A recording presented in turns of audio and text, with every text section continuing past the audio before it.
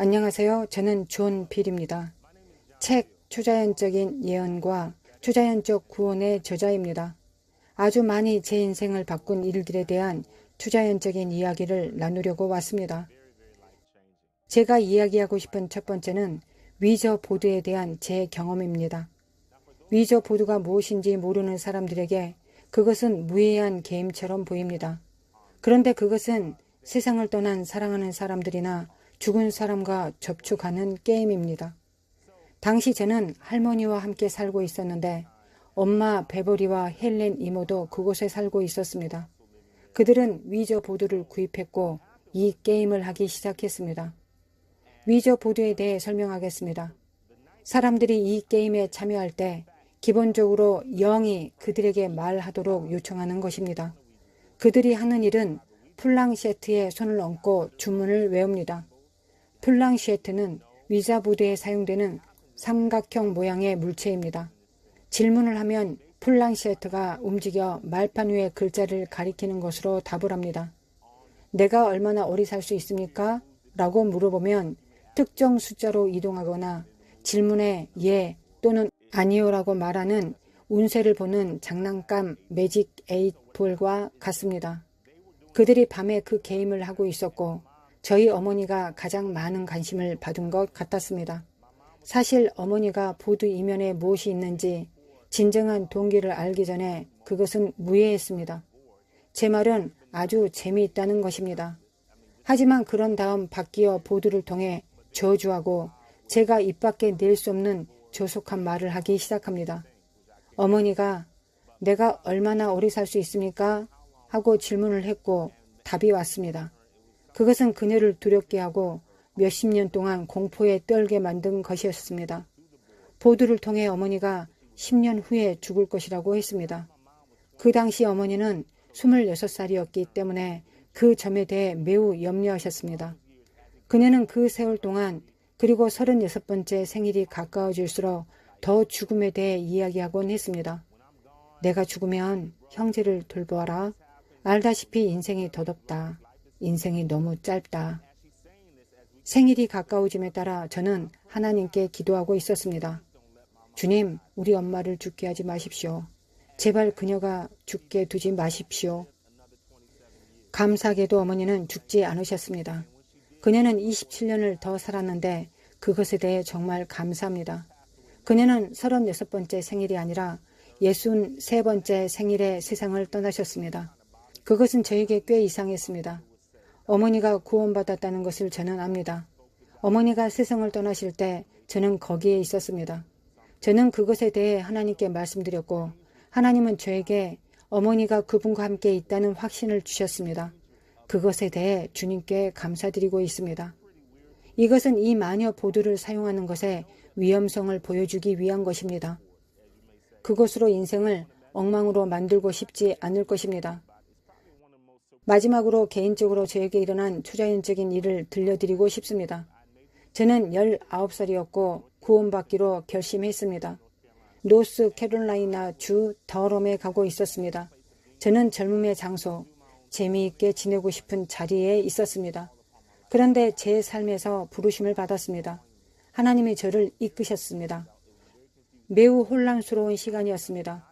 저는 타락한 몇 가지 정도의 일을 하고 있었습니다.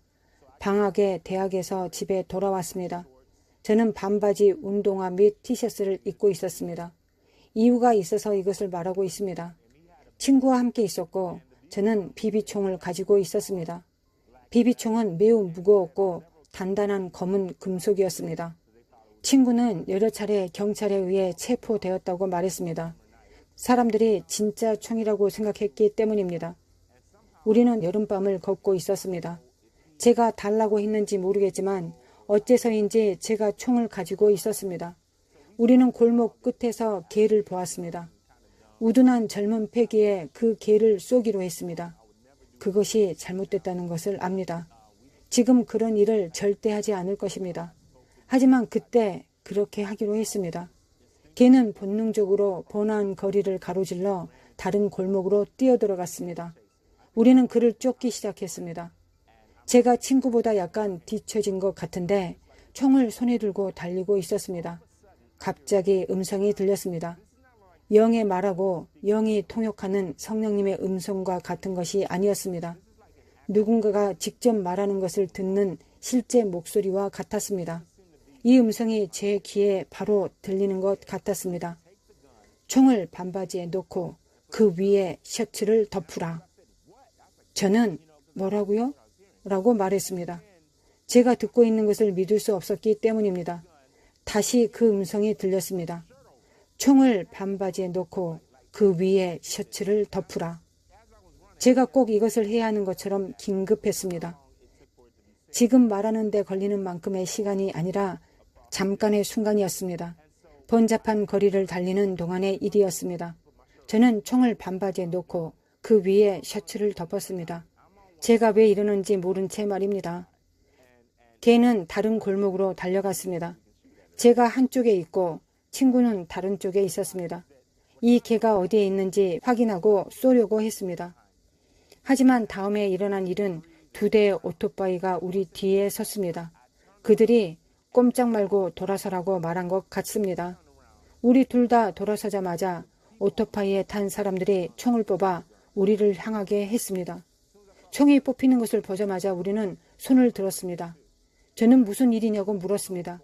그들은 잠복 수사관이라고 밝히고 우리가 이 분주한 거리를 가로질러 달리는 것을 보았다고 했습니다. 그들은 그 지역에서 강도가 발생했다는 보고를 받았고 우리가 도망가는 것을 보았을 때 우리가 이 일을 저질렀다고 생각했습니다. 저는 아닙니다. 알다시피 학교에서 방학해서 집에 있어요.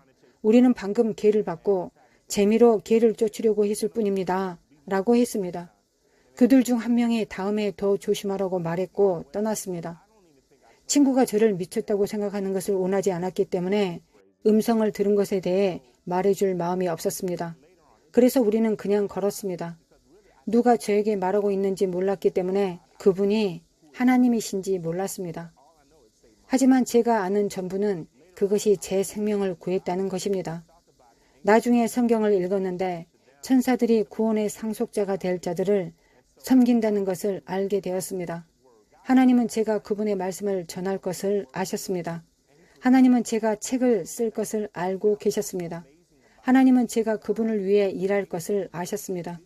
그분이 제 생명을 보하셨습니다. 그런데 놀라운 것은 하나님이나 주의 천사가 저에게 와서 내가 가브리엘이라고 말하지 않았다는 것입니다. 이것이 당신이 필요로 하는 것입니다. 알다시피 하나님은 많은 형식을 가지고 오시지 않습니다. 단지 제 생명을 구하기 위해 제가 들어야 할 말을 했을 뿐입니다. 제가 듣지 않았다면, 그분이 그 음성을 반복하시지 않았다면 저는 오늘 여기에 없었을 것입니다. 그것이 하나님께 제 삶에 부르심이 있다는 것을 깨닫도록 도와준 것입니다. 당신도 마찬가지일 수 있습니다. 당신이 하나님의 음성을 들은 것이 아니라 아마도 하나님이 당신의 생명을 여러 번 구해 주셨을 것이고 당신은 그것에 대해 알지 못할 수도 있습니다. 제가 타락한 상태에서도 저를 얼마나 돌보시는지 정말 놀랐습니다. 하나님은 저의 미래를 아셨습니다. 그분은 제 목적을 알고 계셨습니다. 그렇기 때문에 하나님의 음성에 귀를 기울이고 그분이 말씀하시는 것에 귀를 기울이고 그분이 당신에게 경고하실 때 귀를 기울이는 것이 중요한 이유입니다. 주님께서 제 영에 말씀하실 것입니다. 제 영은 제게 가지 말라고 할 것입니다. 안 돼, 여기 가지 마. 제가 듣지 않은 때가 있었기 때문에 저는 매우 어려운 형편에 처한 적이 있습니다. 저는 가서 하나님이 제게 하라고 하시지 않는 일을 했고 결국 공경에 처했습니다. 제가 나이가 들면서 하나님의 음성을 진정으로 듣는 법을 배우고 있는 이유입니다. 하나님의 음성을 알기 위해서는 그 음성을 꾸준히 들어야 합니다. 몇 년 된 친구와 항상 이야기를 나누면 그가 전화했을 때 누구냐고 말할 필요가 없습니다. 그의 목소리에 익숙하기 때문에 누가 전화하는지 알 수 있습니다. 하나님도 마찬가지이십니다. 그분의 목소리에 익숙해지는 한 그분의 목소리를 알고 듣기 시작합니다. 하나님이 당신에게 말씀하고 계시다는 것을 알게 되고 당신을 많은 문제로부터 지켜주실 수 있습니다. 저는 제 삶에서 초자연적인 일들을 너무 많이 경험했습니다. 당신의 은사는 무엇입니까? 하나님은 당신에게 무엇을 하라고 부르셨습니까? 당신의 목적을 알게 되면 그 안에서 걷기 시작하고 그 안에서 작동하기 시작합니다. 그때는 저의 목적이 무엇인지 몰랐습니다. 저는 예언자가 되고 싶지 않았습니다. 저는 목사가 되고 싶지 않았습니다. 저는 그런 일을 할 의향이 없었습니다. 그러나 제 삶에서 하나님의 강력한 부르심을 받았습니다. 당신은 평생 동안 초자연적인 경험을 많이 하게 될 것입니다. 하나님이 당신의 삶에 손을 대셨기 때문입니다. 초자연적인 경험을 하고 있다면 제가 겪은 일과 저에게 일어난 일에 공감할 수 있습니다. 당신의 삶에 대한 하나님의 부르심을 생각하기를 원합니다. 하나님이 당신을 부르고 계시고 지금이 당신의 시즌이고 당신의 삶에 대한 하나님의 부르심에 응답해야 할 때임을 진정으로 생각하기를 원합니다. 하나님이 당신을 기적적인 방법으로 사용하기를 원하시기 때문입니다. 당신을 격려하고 당신을 위해 기도합니다. 아직 목적을 찾지 못했다면 당신의 목적을 찾을 것이라고 당신의 삶에 선포합니다. 당신은 거룩한 권위 안에서 신성한 목적 안에서 걷기 시작할 것입니다. 하나님이 더 높은 수준에서 당신에게 말씀하실 것이라고 선언합니다. 당신이 겪고 있는 상황에서 하나님은 직접 말씀하시고 비극이나 사고의 측면에서 어떤 역경으로부터 당신을 지키도록 경고하실 것입니다. 전능하신 예수님의 이름으로 말씀드립니다. 제 간증이 당신에게 축복이 되고 무언가를 얻기를 진심으로 기도합니다. 아멘.